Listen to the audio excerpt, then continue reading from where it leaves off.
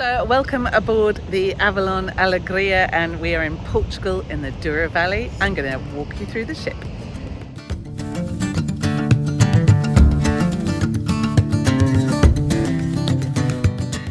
Hi, I'm Abby. This is Inside the Travel Lab, where we bring you travel stories from all around the world for curious, thinking travellers who care about the people, places and cultures that they visit. Everything is welcome here, so any thumbs up, any subscribe, do check out the links below because I've got a great deal, great special offer for you and more information. In the meantime, let's get on with it. Cheers.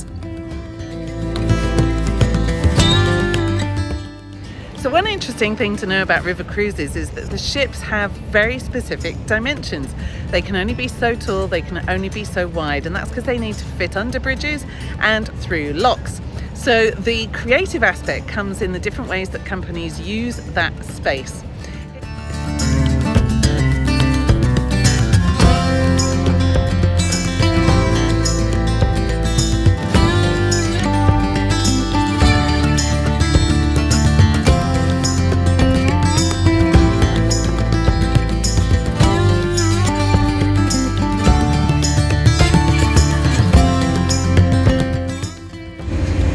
I'm actually hanging out of the balcony in my staterooms. The balcony is actually 2/3 of the floor to ceiling, other way around, glass wall of the room that slides back. And if you look over here quickly, you'll see that the bed in the room faces the window. So this is the laziest way to see the sight imaginable, and it's very relaxing as a result.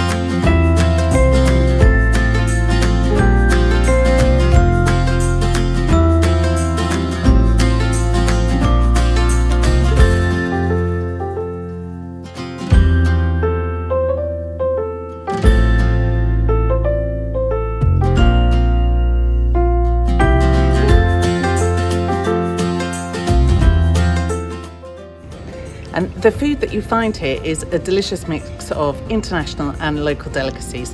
So if you're a bit more like me, like I want to taste as many things as I can from the destination, then you can. There are local chefs, there are local food. But if you're the sort of person whose stomach and palate, either all the time or just after a few meals, it's like, give me a break, I want something that I'm familiar with, then you can find things like hamburger and chips if you ask for them as well.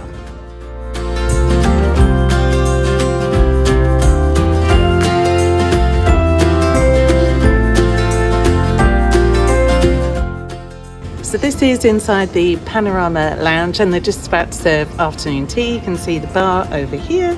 If I just spin around, don't be too dizzy. Here are all the seats over here. And here's the smiley welcome. Hi.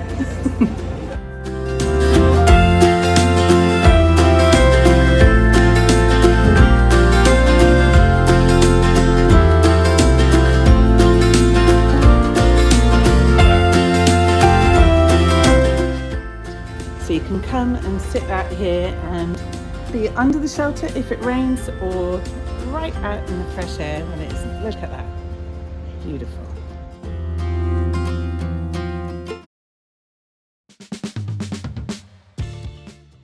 Now on this particular cruise we haven't had a great deal of use of the sun deck because it's the first of the season and it's mostly been a bit chilly and very, very wet. But I've been on other Avalon cruises and so I know when they tell me that they have grills on the sun deck that most of the time it's actually gorgeous and hot in this part of the world. And so apart from just the fact that you have completely unobstructed views up there, and it's just a really nice extra space to hang out. Let's talk a little bit about Avalon excursions, because that's another thing that I really like about this brand. They'll give you a choice of excursions. There's normally at least 3, depends slightly on the cruise, but certainly for this one in Portugal there's been 3 each time we dock, and they have different themes. There's classic, that is, as you might expect, more classic ones with sightseeing, UNESCO World Heritage sites and things. There's discovery, where you might say take a cooking class or meet a countess in her castle, and then there are active ones. So if you feel really claustrophobic on a ship, this is great for you. You can go cycling, kayaking, all kinds of things. I'm recovering a little bit from injury, so I was classic all the way on this cruise, but I have done their active options on other cruises and absolutely love them. But it's not just the choice of cruises that I like. What you'll notice in some of the videos, particularly if you go check out on Instagram, is there's no queuing to get on and off the ship. You're in small groups. It's just generally quite a pleasant experience, and it's everything that I was worried about cruising and that put me off cruising, they've really thought about, and you don't have that kind of thing. Finally, there's a really nice welcome when you get back to the ship with drinks, snacks, and just someone saying welcome back, which sounds small, but the older I get, the more I appreciate little things like that. Well, one of the things I've really enjoyed about this ship is the fact that they really focus on getting you views everywhere. And when the place looks like this, the Douro Valley, or Douro Valley as I've learned it's pronounced, you can see why that's so important.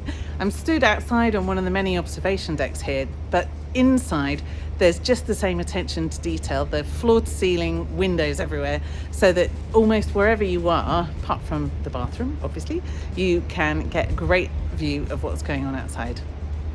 So that's it. Thank you ever so much for watching this tour around the ship. We've got lots more material on Portugal, and we've also got more material about Avalon, so do hit subscribe, do check out the links below, and any kind of likes or thumbs up are massively appreciated. Thank you for watching. Bye.